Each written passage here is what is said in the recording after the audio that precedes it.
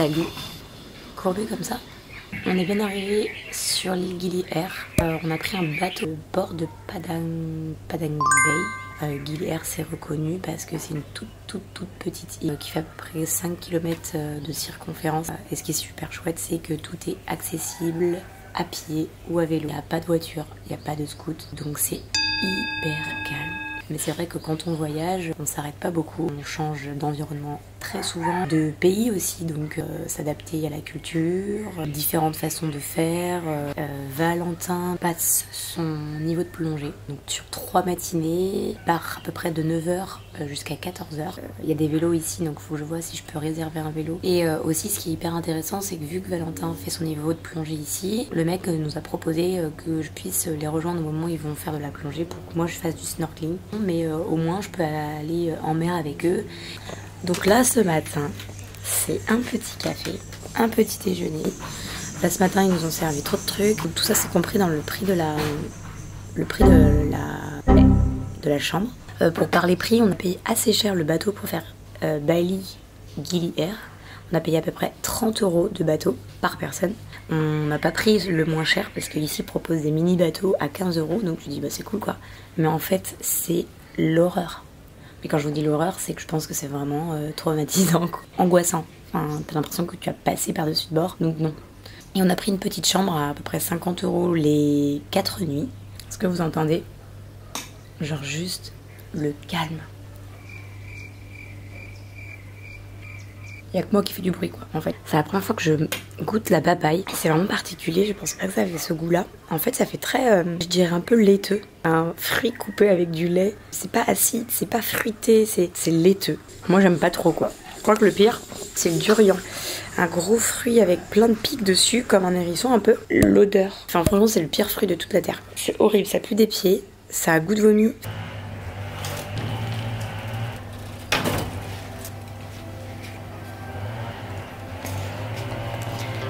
Alors, première mission, c'est trouver du shampoing. Qu'est-ce que c'est que ça? Ice Cool Menthol.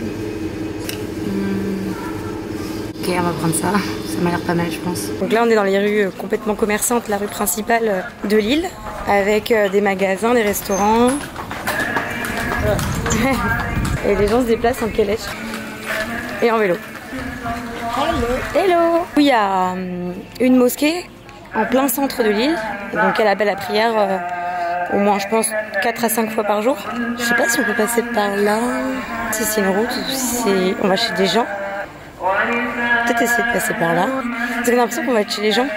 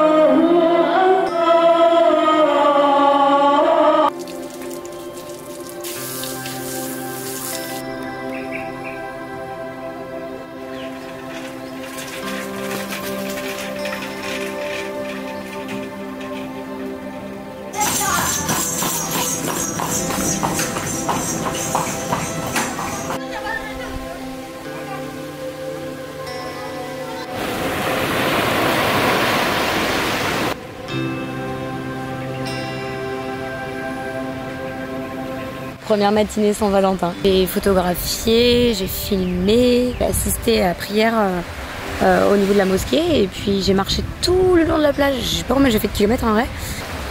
Voilà. Et du coup j'ai envoyé un message à Val pour lui dire que j'étais ici. C'est pas Valentin que je vois arriver. Et de rire ce matin, ça faisait tellement genre il allait à l'école, genre avec son petit sac à dos et son petit bouquin sous le bras. Alors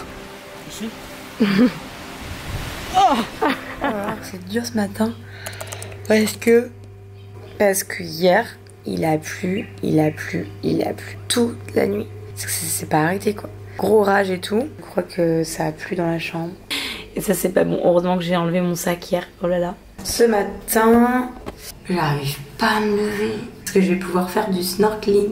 J'ai rendez-vous dans 1 heure, même pas. J'ai mis mon maillot, je mets cette robe que je peux plus me voir, je peux plus m'encastrer. Quand tu fous tes vêtements et tu mets toujours les mêmes pendant plusieurs semaines, plusieurs mois, et à un moment donné tu ne peux plus te les voir.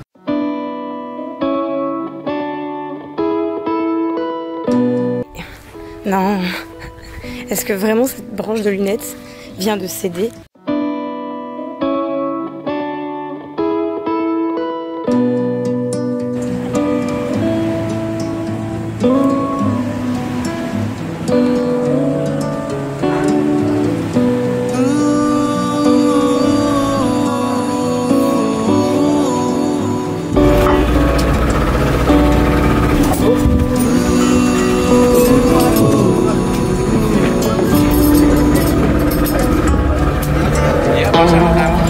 Est-ce que ce serait pas la fin de la plongée? Malheureusement, oui. Je me suis pas complètement incrustée dans cette plongée. Donc ça fait 2 jours de suite que je fais du snorkeling et j'ai vu des trucs trop beaux. Et je me suis fait piquer par des... Ça s'appelle comment les trucs là, Val? Les petits trucs qui... Les jellyfish. C'est méduse en anglais quoi. Ah bah je sais pas. Mais en fait je savais pas que ça voulait dire méduse en anglais.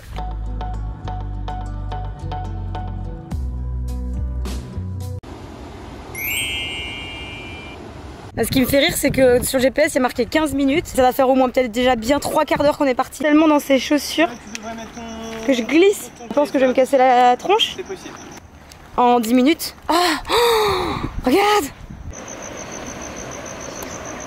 Ok, ben on passe par où là? Ah.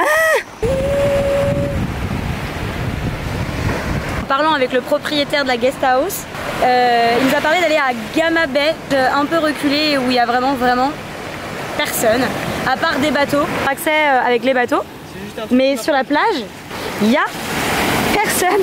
Des palmes, enfin en tout cas de quoi faire du snorkeling, et c'est une plage complètement de sable noir.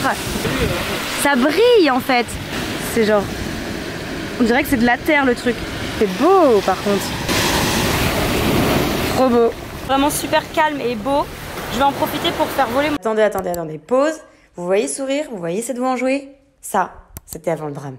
Hush, hush, baby, don't you cry tonight. Hush, hush, I can make you feel alright. Hush, hush, I'll kiss away the... Bon ben on fait moi le malin maintenant. Je viens complètement de scratcher mon drone. Je suis trop dégoûtée. Quand j'ai commencé à voler avec mon drone, je pense que d'ailleurs il y a une vidéo où on voit vraiment en fait la nacelle s'incliner comme ça, se bloquer et se remettre droite. Donc j'ai continué à voler, je me suis dit que c'était normal, enfin je pensais que c'était genre un bug mais que c'était pas grave quoi, vers là-bas.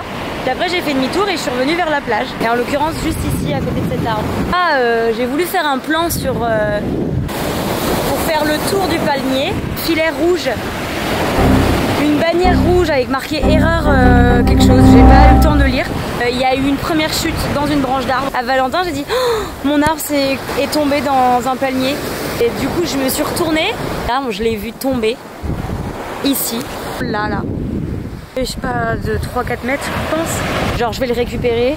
En dessous, ça a l'air d'être du sable. Je m'approche et je découvre mon drone. J'ai envie de pleurer, en vrai, c'est pas marrant. DJI met en place sur l'application une rubrique où il y a marqué réparation, un objet, de mettre des photos, d'expliquer la situation, une instruction pour savoir si c'est la faute de l'utilisateur ou la faute du fournisseur. Et ils reviennent vers toi avec un devis.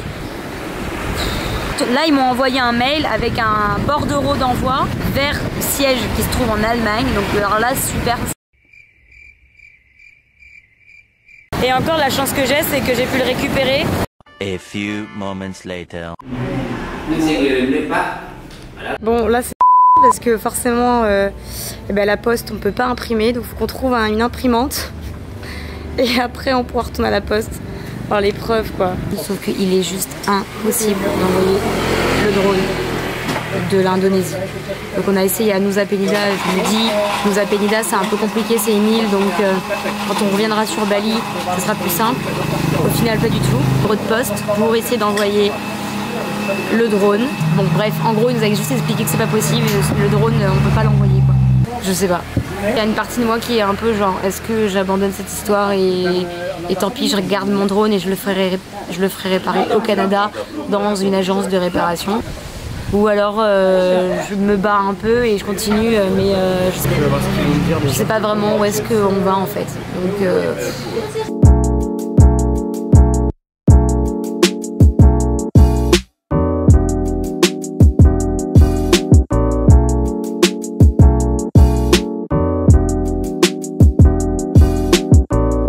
Finalement, la vie fait bien les choses. On a rencontré un couple de Français aux Philippines qu'on a revu ici en Indonésie, qui vont pouvoir ramener mon drone en France et l'envoyer directement en Allemagne. C'est donc la fin de cette vidéo et je te laisse sur ces dernières images. Bisous!